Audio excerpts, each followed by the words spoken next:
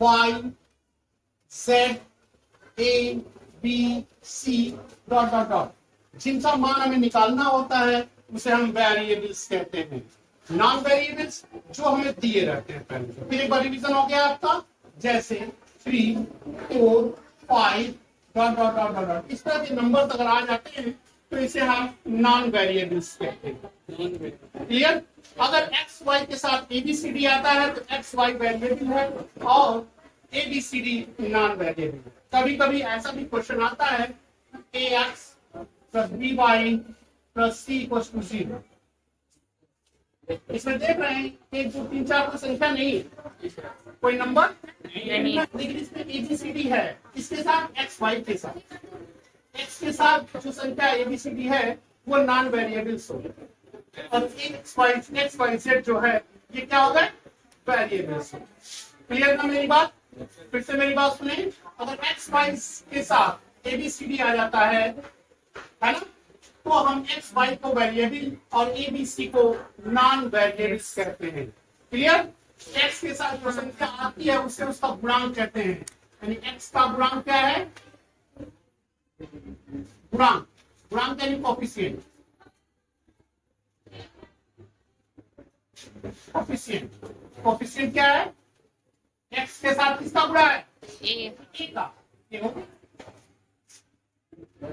है ना? The coefficient of x क्या है? एक्स के साथ किसका गुणा है? ए का। तो एक्स का गुणांक क्या हो गया? ए हो गया। अब फिर उसी तरह हम पूछते हैं वाई का गुणांक बताइए। Very good, B. वाई के साथ क्या होता है? बी। क्लियर है ना? किसको नहीं समझ में आया? वैभव को नहीं समझ में आ रहा है? गुणांक लिखना समझ में आया आपको? कोफिशिएंट, कोफिशिएंट बोलते हैं, मल्टीप्लायर मत समझिएगा, गुणांक मल्टीप्लायर भी होता है, ठीक है, लेकिन यहाँ मल्टीप्लायर वर्ड नहीं कोफिशिएंट वर्ड यूज होगा। क्लियर है? तो कोफिशिएंट, एक्स का कोफिशिएंट क्या है? बी का, वाई का कोफिशिएंट क्या है? डी। क्लियर है ना?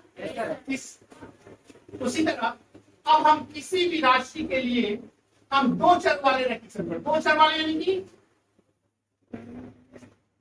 देखिए ए एक्स प्लस बी वाई, इसमें एक्स और वाई दो का मान ज्ञात करना है। ये दो चर वाले रैखिक समीकरण हो गए। समीकरण कब बनेंगे? जब प्लस सी न लग करके, है ना, या इक्वल्स टू करके 0 आ जाए या कोई नंबर आ जाए। अगर इक्वल्स टू लग गया तो यह समीकरण बन गया। अगर किसी भी राशि में शॉर्ट में बात हुई a x plus b y plus c equals to 0, तो क्या है? ये समीकरण है। किस रूप में? एक्स वाई के रूप में। समझ में आ गया ना मेरी बात? एक्स वाई यानी दो चर वाले, है ना, दो चर वाला एक समीकरण है, क्योंकि बराबर करके यहाँ संख्या कुछ है, 0 ही है, लेकिन है। अगर हम इसी को हम ऐसे लिखते थे बेटा, Neelu a x plus b y plus c, अब इसमें हमने बराबर करके 0 नहीं लिखा, तो क्या है? ये एक पॉलिनोमियल है, बताया ना, बहुपद है। बहुपद को कैसे लिखते हैं? Pn in the form of the x, तो ax यहाँ चाहे तो लिख सकते हैं ax square plus bx plus c, ऐसे भी लिख सकते हैं। यहाँ देखिए बराबर करके 0 नहीं है, आप समझ रहे हैं ना मेरी बात? yes, अगर बराबर करके 0 नहीं है तो बहुपद है, अगर बराबर करके 0 आ गया तो क्या है? बोलिए। हाँ बिल्कुल, लीनियर इक्वेशन है, ठीक है ना? क्लियर?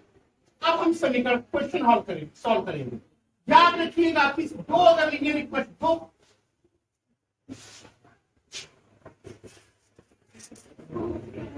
दो चर वाला रैखिक समीकरण है, जैसे x plus Y equals to 5,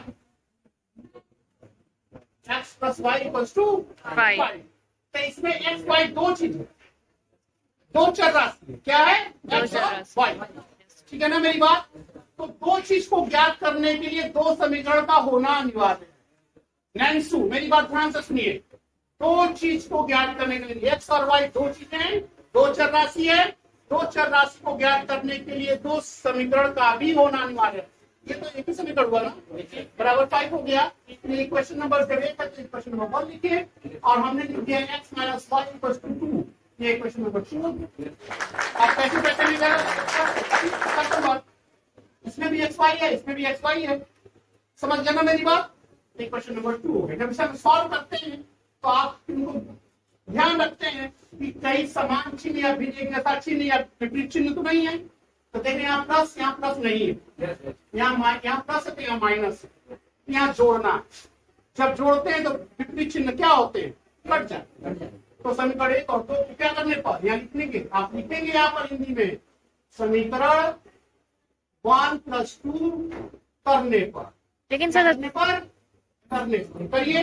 तो करेंगे जैसे ही जोड़ेंगे तो एक्स एक्स गुणा कितना होगा बेटा, 2x और plus Y minus Y cancel हो जाए, आई इक्वल्स टू 5 और 2 कितना हो जाएगा 7 तो एक्स बराबर कितना हो जाएगा 7/2 चला जाएगा नीचे, क्योंकि पूरे की संख्या जाती है भाग में, तो एक्स की वैल्यू आ गई है ना, तो एक्स की वैल्यू आती है, दोनों में से किसी में भी रख सकते हैं है ना, वाई का मान निकालने के लिए। तो रख लीजिए समीकरण नंबर 1 में रखने पर यहाँ लिखना पड़ेगा, समीकरण 1 में किसमें रखेंगे उसको लिखना पड़ेगा, में रखने पर क्या रखना है, x = 7/2, x = 7/2 याद रख लीजिए समीकरण नंबर 1 में। तो x की जगह पे क्या लिखेंगे, x की जगह पे क्या लिखेंगे आप 7/2 लिखेंगे, अब x नहीं लिखेंगे, x की जगह क्या लिखेंगे 7/2 x तो 7/2 के बराबर है ही, 7/2 लिख दिया, प्लस क्या है y तो निकालना ही, इसमें y लिखेंगे = 5, तो y का मान निकालें तो y को रोक लेंगे, 5 यहाँ पे है और ये देखिए प्लस 7/2 है, तो इधर जाएगा तो क्या हो जाएगा -7/2 हो जाएगा, ठीक है। अब इसको हल कर दीजिए, 5 × 2 = 10 -7/2, ये भी घटाना बताया था ना मैंने, उसमें करिए 10 से 7 घटाएंगे कितना आ जाएगा 3/2, यानी y का मान कितना आ गया 3/2। ये हो गया आपका आंसर, x की वैल्यू आ गई 7/2 और y का मान आ गया 3/2। क्लियर। तो अगर आज की वीडियो आपको अच्छी लगी हो तो आप लाइक करें, सब्सक्राइब करें और कमेंट करना बिल्कुल ना भूलें। Thank you so much.